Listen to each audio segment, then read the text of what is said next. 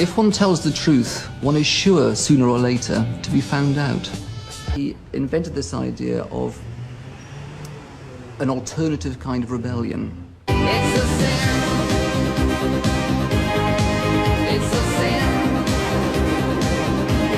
sin. So in rock terms, you can rebel by not being part of bourgeois society, by turning everything upside down, by exaggerated behavior, by being exaggeratedly sophisticated, by being what we might call decadent. And that was the image that Oscar Wilde defined in the 1890s. And so you've seen it in the Rolling Stones in 1967.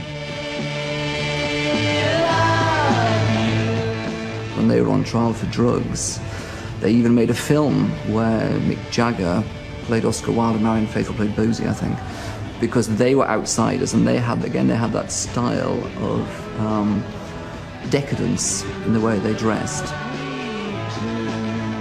You see it in the 70s in Brian Ferry, who did it via Noel Coward, but he had that exaggeratedly sophisticated, slightly camp mode of behaviour. You see it in the 80s with Morrissey. Very, very modern time. It was the birth of the modern world in terms of art and literature and music. A lot of things were starting to happen for the first time then. Why is it that one runs to one's ruin? Why has destruction such a fascination?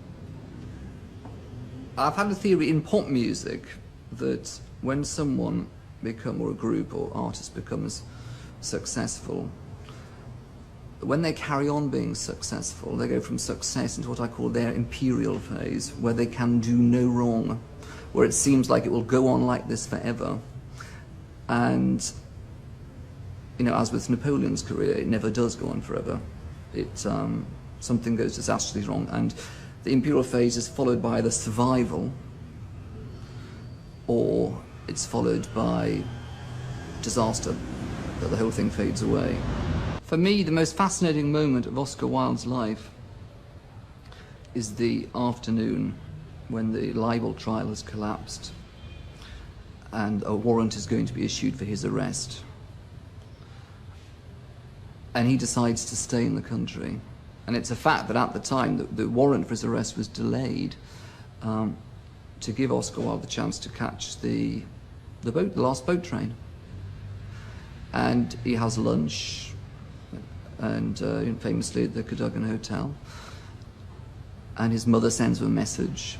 I think he must have weighed up what was going to happen to him. He must have known that he was going to, that he would be found guilty, because of course he knew that he was guilty, and decided that it was going to give him a platform which would, as I say, make him into a legend.